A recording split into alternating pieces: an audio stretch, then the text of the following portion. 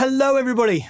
Hope you're doing marvelously well. We're big, we're bad, we're back, and we're in black for another FAQ Friday.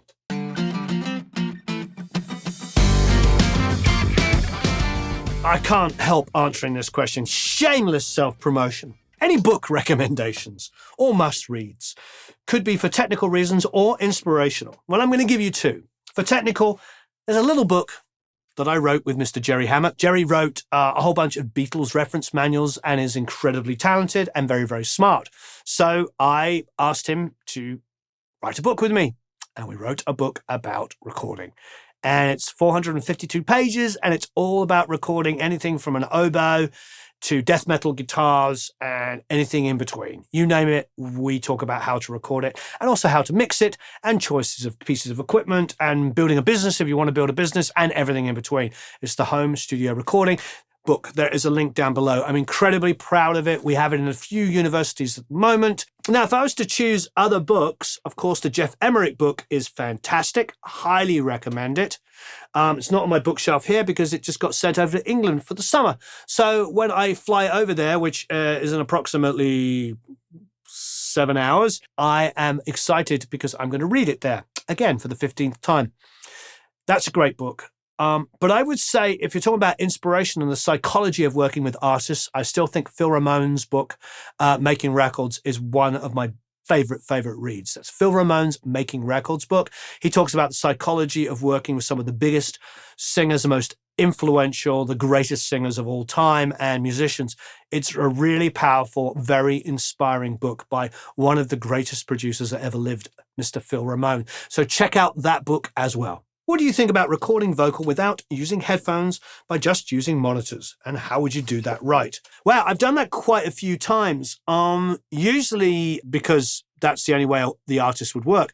Now, when I interviewed David Bottrell, he was talking about the fact that Peter Gabriel doesn't like to wear headphones.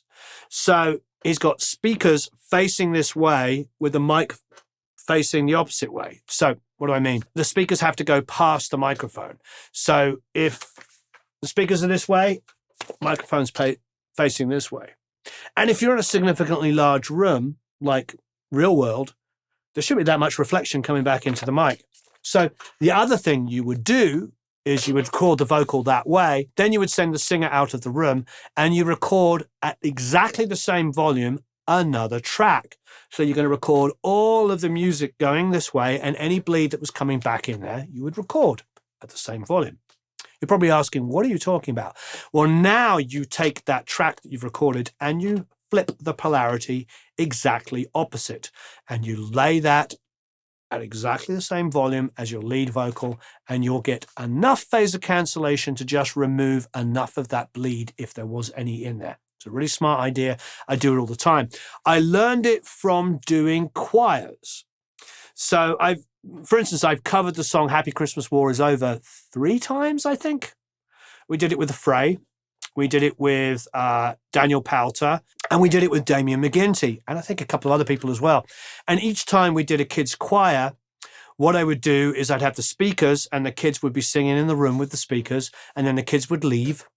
And then I've recorded exactly the same level again with all the mics open, and then put that music bed in there and reverse the polarity exactly opposite, and it would cancel out a schnizzle ton of the music that was bleeding into their microphones. So that's how I learned to do it. And then, of course, I get those singers that want to record with speakers and not with headphones. And I get it. When I first started recording with headphones, I thought it was the weirdest, toughest thing I've ever done. There I was, like 15, 16-year-old playing with bands in rehearsal rooms and on stage. And then somebody puts a pair of headphones on me and the music's like this. It was really terrifying. It wasn't the experience of being in a room, standing up against an amp and all the musicians around me and us having a blast. So I get it. And if you're Peter Gabriel and you're one of the most talented musicians that ever lived and an amazing singer, and you want to record with speakers and not headphones, so be it. That's the way to go. So that's the technique. You have the speakers pointing this way with the microphone pointing this way. So it's sound's going past it. But after the singer has stopped singing, you don't touch anything. You don't touch the playback volume on the speakers. You don't touch the mic preamp gain, compression, or anything. You send the singer out of the room, and then you just record the music in that room back being captured by that microphone, And then you flip the polarity and blend it up against the lead vocal, and it will cancel a lot of that music bleed out. When artists know there is a fail-safe to fixing screw-ups, even if they have no intention or wanting to use them, do we get that same energy we get from a live performance? Yeah, I mean, I think you should perform with reckless abandon. You should definitely be free to explore the studio space, have an exciting guitar part, and if it goes wrong and you miss it, that's fine. If you're saying, and I think what you're implying is, if you remove that kind of idea that if they make a mistake, because they know it's going to be fixed by the DAW, I think that's what you're implying. Yeah, I don't know. I feel like when I was recording on tape or whether I was recording on a DAW, I still throw my heart and soul into it. If I'm playing some crazy solo or trying to sing a part down, I'm still doing the same thing. I don't really hear or think any differently. It may be because I'm conditioned to just perform, but I think that's our job as a producer to get that out of them. I think whatever the conditions, whether you're recording on tape or a DAW, if you're the producer of the project, it is your job, it's our job to get great performances. And when you get great performances, you're always on the edge. You're on the edge of people messing up. And if they do mess up, punch in and fix it, do another take, comp it together, whatever it might be. I think that's the beauty of recording, is just pushing things to the edge. How many people use tape to track bands these days? Not so much because of the sonic results, but the way it changes the artist's performance, the way it immediately requires one to be a better musician. Do you think there has been a small revival of tape in the past 10 years? There's a lot of tape questions there and a lot of kind of assumptions made about performing on tape. When I first started, everything was on tape, and then there was kind of a period, a few years after I started, where it was tape transferred to digital, and then it was edited. Sometimes we put it back onto tape as well. So I've been from tape and digital to just digital. And I can say that when we recorded on tape, it wasn't that the musicians were necessarily better. They weren't. Actually, quite often they weren't better. We just couldn't do as much as far as fixing it, by cutting the tape around. So we just had to work harder. We just had to keep punching in and getting it right. Also, we rarely questioned the drummer.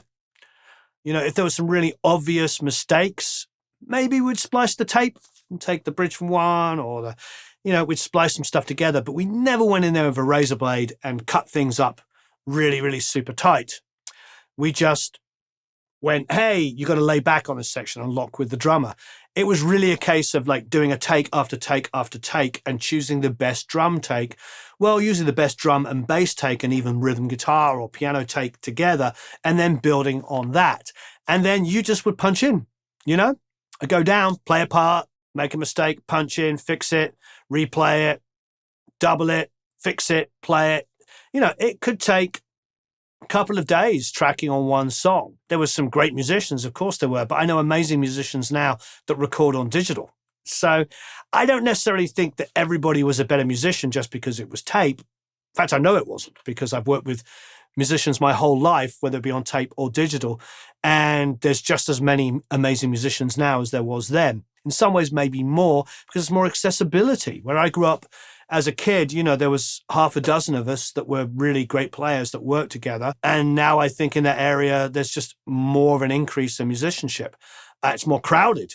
There is more people, as guitar players becoming shredders, but where's the outlet? The point is it's not a lack of musicianship. It was just a different mentality when we were recording on tape.